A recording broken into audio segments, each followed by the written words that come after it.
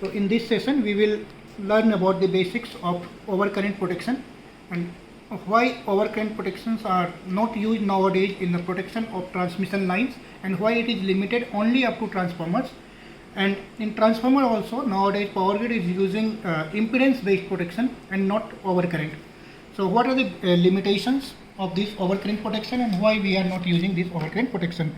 First of all, we know that in a power system there can be two types of faults, either series fault or shunt fault. Series fault means if there is any broken conductors, that is series fault. Shunt fault, you know that shunt fault can be of two different types. One is fault involving ground and another is fault which doesn't involve ground. Fault not involving ground. Now fault involving ground means the fault between a single conductor, like if this is the three conductors R, Y, B, and if suppose this conductor breaks from here and it touches to ground, this is ground, then this is R phase to ground fault. Similarly, we may have Y phase to ground fault or B phase to ground fault. So any fault which involves ground is the fault involving ground. Now if there is a fault between any two conductors, that is RY, YB or BR, then it is fault which doesn't involve ground. These are the basic two types of faults in any power system. Now in case of shunt fault, we know that the general characteristic is that since a shunt fault is basically a short circuit. Why it is called a short circuit? You know that this is a generator and suppose this is a substation A and current is flowing from this substation to this substation, and one measuring device here is recording this current. Now generally this current will be suppose any value like 100 ampere. Now if there is any fault, that means suppose this conductor breaks from here and touches to ground, now what happens, this path has reduced. Why this path is reduced? Because now there is a second path which has a very low resistance, and now because of this reduction in path, the current through this CT will increase. So there is an increase in current will increase. Secondly, now if you measure the voltage drop at any point, suppose at this point the earlier voltage will be so if it is EG, that is generated voltage, so the earlier the voltage will have EG minus IR, and now again this voltage is again EG minus IR, but due to this increase in current, this voltage EG minus IR will reduce. That means there is a reduction in voltage. So the general conditions of a shunt fault is that there will be an increase in current or drop in voltage. So we may implement the protection system either based on increase in current or based on drop in voltage. In this session we are discussing only for overcurrent, that means increase in current, and this is the very simplest type of protection. In this protection what happens, this CT measures the current, and if this current is more than any set value whatever we have set, then the relay will operate. Now this is very simplest thing, and these overcurrent protections are basically of two types. One is instantaneous, that means no intentional time delay. In power system nothing is instantaneous, doesn't mean zero, but no intentional time delay. And the second is time delayed. Time delayed may have of two types. First is definite time and second is inverse definite minimum time delay. Definite time means suppose the current setting we use as 100 ampere and time 50 millisecond. Now whenever current increases beyond 100 ampere, then relay will operate after 50 millisecond. This is called definite time. IDMT means inverse definite minimum time. So more the current, lower will be the operating time, and these have three different characteristics: standard inverse, very inverse and extremely inverse. Now overcurrent protection, basically it is used for both transmission line and ICT and reactor, but not directly like impedance protection, but as an ancillary function inside the impedance protections. How?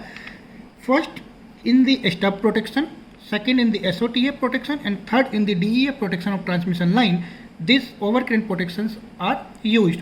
We will discuss stub, SOTF and DEF protection later on when we complete or when we will discuss about the impedance protections of the transmission line. But right now just remember three things. Stub protection is basically a definite time protection. SOTF is instantaneous overcurrent protection, and DEF is an IDMT overcurrent protection. That means in a transmission line we are using all three types of overcurrent protection: definite time overcurrent, instantaneous overcurrent and IDMT overcurrent protection. Similarly, in the ICT and reactors, the basic protections are differential protection and REF protection, but up to some extent for the backup zones, or for the backup, that is the bus bar protection, also the transformer feeds the fault, and this fault if not cleared by bus bar, then some other protection must operate, and those protections are called backup protections. Basically they will be of two types: backup overcurrent and earth fault. And in both types there we have both low set and high set. High set means if suppose the current is more than 10 kiloampere, then relay will operate instantaneously, and low set, for suppose some lower value of current, relay will operate after some characteristic time delay, that is based on TMS. Now, what are the problems of overcurrent protection in transmission line? Why we are not using overcurrent protection in a transmission line? Suppose this is a very basic power system network consisting of one generators and three transmission lines, and now suppose at the end of the lines, or at the end of this power system network, there is a fault, and this fault current is suppose more than any value. Suppose this is more than 10 kiloampere, and we have relay for relay R1 protecting line AB, relay R2 protecting line BC, and relay R3 protecting line CD. Now suppose these settings are 2 kiloampere, 1.5 kiloampere, 1 kiloampere, anything, or 5, 4, 3, any values. Now since this fault current is more than those values, so all these relay, that is R1, R2, R3, because these are set for operation time instantaneous, all these relay will operate. And once R3, R2 and R1 all relay operates, that means you doesn't have any backup protection. All these lines, line AB, BC and CD, all will be opened. However, the actual fault is only in CD lines. So if we have opened only line CD, then also the fault will have cleared. But since this is an instantaneous overcurrent protection, it will open all three lines, so there will be no backup protection.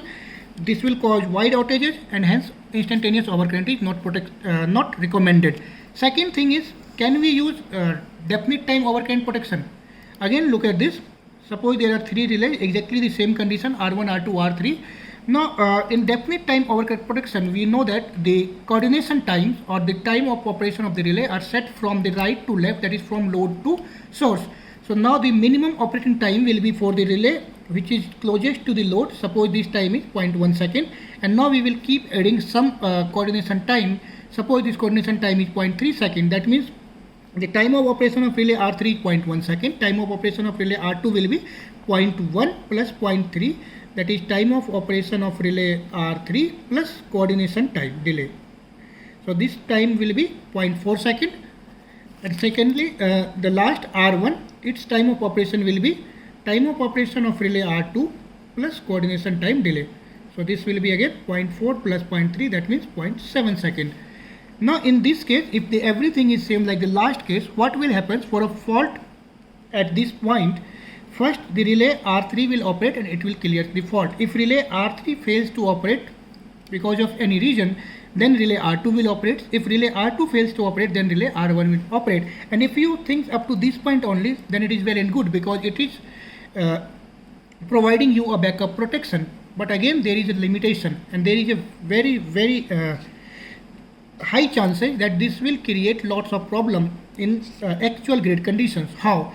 You know that this is the fault which is farther away from the generators, so the fault current will be lower for this point, while any fault which is closer to the source or closer to the generator, the fault current will be of higher magnitude. But look at this time of operation is highest for the fault which is closer to generating station. That means in this case, when the fault current is very high, relay is operating at lower speeds, or relay is operating with more time delays. So again, this is not recommended, because this will create some damages into the power system.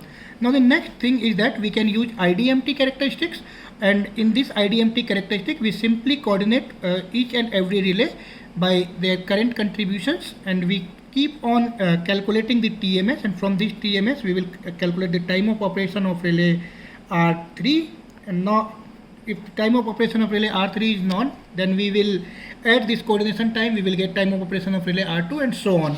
But again, this IDMT characteristic also has some limitations. And what are these limitations? Why these are not used? Actually, the most important limitations of overcurrent protection is that this protection depends upon the network configuration. whenever there is a change in network configuration, whenever there are some lines which are not in service, or some lines which are kept out of service, or some generators which are not in service, then our settings will keep on changing because the current contributions or current calculations will change. Secondly, coordination is very difficult. So look how, suppose this is a simple power system network. We have two generators with their impedance as 10 ohm each, two transmission lines having impedance 10 ohm each. Now this is a 100 kV system. Only for the calculation purpose. Suppose there is a fault at this point and the impedance up to this point from B to C is 5 ohm. Now the total impedance up to this point will be 10 and 10 in parallel, that is 5 plus this 10, 15 plus this 5, 20, and the current calculated by, suppose there is any CT at this point, so the current calculated by this CT will be 100 kV divided by 20 ohm, that is 5 kilo ampere. So now this relay to operate, this setting must be less than 5 kilo ampere.